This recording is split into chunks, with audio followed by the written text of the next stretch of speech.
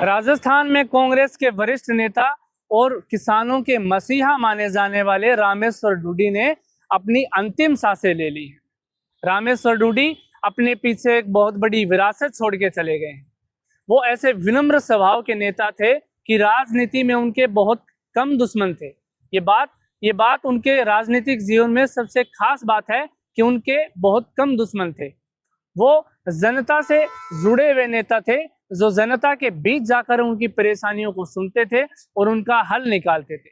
साथ ही वो किसानों के मसीहा भी माने जाते थे, क्योंकि किसानों के लिए वो सिंचाई, पानी और कर्ज माफी जैसी समस्याओं का हल करते थे, चाहे वो सत्ता में हो चाहे ना हो।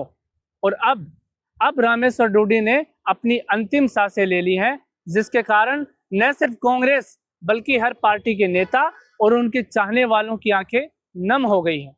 आइए आपको विस्तार से रामेश्वर डूडी के जन्म से लेकर यहां तक के सफर के बारे में जानकारी देते हैं। डूडी साहब का जन्म 1963 में बीकानेर में नोखा के बीरमसर गांव में हुआ था। उनके पिता जेठाराम डूडी अपनी स्थानीय राजनीति में सक्रिय थे और साथ ही वो पंचायत समिति प्रधान जैसे पदों पर भी आसीन रह चुके हैं।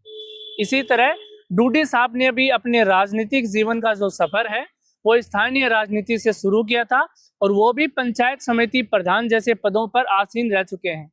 इसके बाद से उन्होंने अपने राजनीतिक जीवन को कांग्रेस को समर्पित कर दिया था और 1999 में वो लोकसभा सांसद के रूप में चुने गए। और इसके बाद 2004 में जब फिर से लोकसभा चुनाव हुए तो बीजेपी की ओर से खड़े हो रहे अभिनेता धर्मेंद्र ने डूडी साहब को पराजित कर दिया।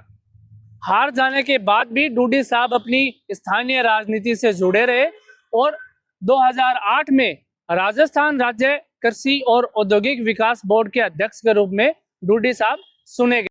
इसके बाद 2018 के कार्यकाल में जब अशोक गहलोत राजस्थान के मुख्यमंत्री बने तो इसी कार्यकाल में डूडी साहब भी विधानसभा चुनाव में खड़े हुए, लेकिन इस बार वो विधानसभा चुनाव में हार जाते हैं और सचिन पायलट इस कार्यकाल में उप मुख्यमंत्री बनते हैं।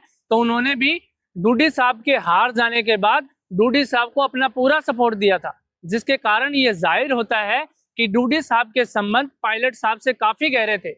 इसके अलावा उनके संबंध हनुमान बेनीवाल, गोविंद सिंह डोटासरा और 2008 के बाद से तो अशोक गहलोत से भी गहरे होते गए। लेकिन अचानक 2023 में डूडी साहब को पता चला कि उनके शरीर में कुछ अनवांटेड मेहमान हैं जो ब्रेन स्ट्रोक के रूप में उनके शरीर में जगह बनाए रखे हैं, जो उनके आगे के सफर में बाधा बनने वाले थे। इसके बाद लगभग 25 महीनों तक रामेश्वर लाल डूडी कोमा में रहे और उनका ये समय अस्पतालों में ही बीता।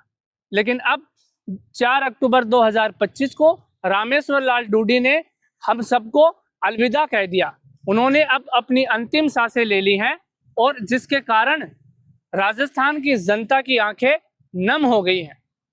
तस्वीरों में आप देख पा रहे हैं कि किस प्रकार गोविंद सिंह डोटासरा और अशोक गहलोत डूडी साहब के पार्थिव देह को कंधा दे रहे हैं। खैर, एक दिन तो सबको जाना है, लेकिन फिर भी हम ईश्वर से प्रार्थना करते हैं कि ईश्वर डूडी साहब की आत्मा को शांति दे। फिलहाल के लिए इस वीडियो में इतना ही। जर्नलिस्ट